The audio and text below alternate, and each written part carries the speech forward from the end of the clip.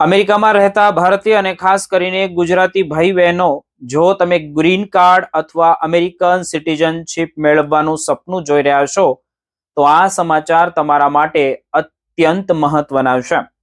કારણ કે અમેરિકાની ઇમિગ્રેશન સિસ્ટમમાં એવા ફેરફારો સામે આવ્યા છે જે તમારી અરજીની પ્રક્રિયા અને નાગરિકતા મેળવવાની તૈયારી બંનેને અસર કરી શકે છે. સૌથી પહેલા આપણે વાત કરીએ એડજસ્ટમેન્ટ ઓફ સ્ટેટસ એટલે કે AOS ની USCIS ની નીતિ અધિકારીઓના વિવેકાધિકાર અને કેસની વ્યક્તિગત તપાસ પર ભાર મૂકવામાં આવી રહ્યો હોય તેવું લાગી રહ્યું છે.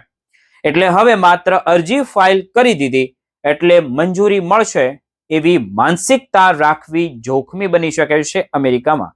ખાસ કરીને જે ભારતીયો અને ગુજરાતીઓ અમેરિકામાં રહીને ગ્રીન કાર્ડની પ્રક્રિયા કરી રહ્યા છે તેમણે પોતાના કેસની સ્થિતિ ઇમિગ્રેશન એટર્નીની સલાહ ખૂબ જ ગંભીરતાથી લેવી જ પડશે. કારણ કે જો કોઈ વ્યક્તિને કોન્સ્યુલર પ્રોસેસિંગ માટે અમેરિકામાં જોઈએ તો બહાર જવું પડે તો વિઝા, સ્ટેમ્પિંગ, એપોઇન્ટમેન્ટ અને ફરી અમેરિકામાં પ્રવેશ જેવા મુદ્દાઓ મુશ્કેલી ઊભી કરી શકે છે. એટલે AOS પેન્ડિંગ હોય તો કોઈ પણ આંતરરાષ્ટ્રીય મુસાફરી કરતા પહેલા કાયદાકીય સલાહ લેવી ખૂબ જ જરૂરી બની ગઈ છે. પરંતુ હવે બીજી મોટી વાત એ છે કે જે સીધી રીતે અમેરિકામાં સિટીઝનશીપની તૈયારી કરતા ભારતીય ગ્રીન કાર્ડ ધારકો માટે USCIS 2025 થી નવો નેચરલાઇઝેશન સિવિક ટેસ્ટ શરૂ કર્યો છે. જૂના ટેસ્ટમાં 100 પ્રશ્નો પૂછવામાં આવતા હતા, જેમાં પુલમાંથી જોઈએ તો 10 પ્રશ્નો પૂછાતા અને 6 સાચા જવાબ આપવામાં આવતા. જ્યારે હવે નવા ટેસ્ટમાં 128 ના પુલમાંથી 20 પ્રશ્નો પૂછાય છે અને ઓછામાં ઓછા 12 પ્રશ્નોના જવાબ આપવા જ પડે છે. એટલે સિટીઝનશીપ માટે તૈયારી કરતા લોકોએ હજુ જૂની 100ની પ્રશ્નની તૈયારી પર નિર્ભર રહેવું નહીં અને જોઈએ તો USCIS ની નવી 128ની સત્તાવાર સામગ્રીથી તૈયારી કરવી જોઈએ. હવે ધ્યાન રાખજો કે પરીક્ષામાં નિષ્ફળ જશો તો ફરી પરીક્ષા આપવાની પ્રક્રિયા પણ તમારી અરજીના સમયે અસર કરી શકે છે. તેથી છેલ્લી ઘડીએ તમારી તૈયારી શરૂ કરવાને બદલે પહેલેથી જ નિયમિત અભ્યાસ કરવો ખૂબ સમજદારીભર્યું પગલું ગણી શકાય. અને અહીંથી સૌથી મહત્વની વાત હજુ બાકી છે. USCIS 2025માં નેચરલાઇઝેશન એપ્લિકેશન માટે પર્સનલ અથવા નેબરહુડ ઇન્વેસ્ટિગેશન ફરી શરૂ કરવાની નીતિ જાહેર કરી છે.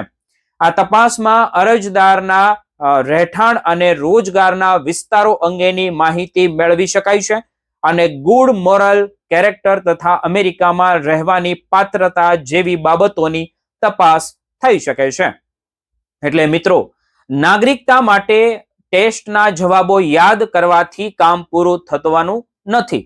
તમારી N400 અરજીમાં આપેલી માહિતી, તમારો ઇમિગ્રેશન રેકોર્ડ અને તમારી પાત્રતા ખૂબ જ મહત્વની બની રહેશે. બીજી તરફ USCISના બેકલોગ અને પણ ચિંતા યથાવત રહેવાની છે અને બાઉન્ડલેસના વિશ્લેષણ મુજબ USCISનો કુલ પેન્ડિંગ કેસ લોડ 11.3 મિલિયન સુધી પહોંચી ગયો હતો, જે રેકોર્ડ સ્તર છે. અને ભારતીયો માટે ગ્રીન કાર્ડની રાહ તો પહેલેથી જ લાંબી જ છે. અગાઉના વિશ્લેષણમાં એમ્પ્લોયમેન્ટ બેઝ બેકલોગમાં ભારતના આશરે 1.1 મિલિયન કેસોનો ઉલ્લેખ થયો હતો.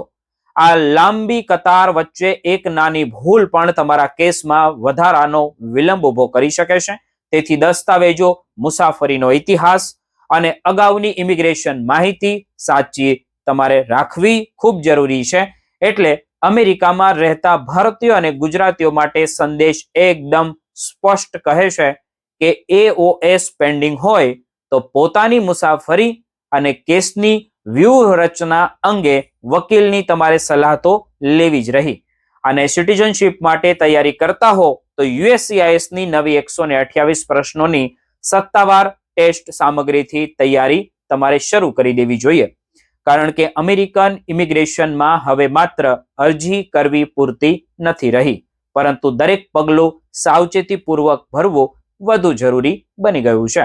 ખાસ કરીને જો તમે વર્ષોથી ગ્રીન કાર્ડની રાહ જોઈ રહ્યા હો અથવા હવે સિટીઝનશિપ માટે અરજી કરવાની તૈયારી કરી રહ્યા હો, તો કોઈ પણ સોશિયલ મીડિયા પોસ્ટ કે અફવા ઉપર ભરોસો કરવાને બદલે યુએસસીઆઈએસની સત્તાવાર માહિતી તપાસો અને જરૂર પડે ત્યારે અનુભવી ઇમિગ્રેશન વકીલની તમારે સલાહ લેવી જોઈએ.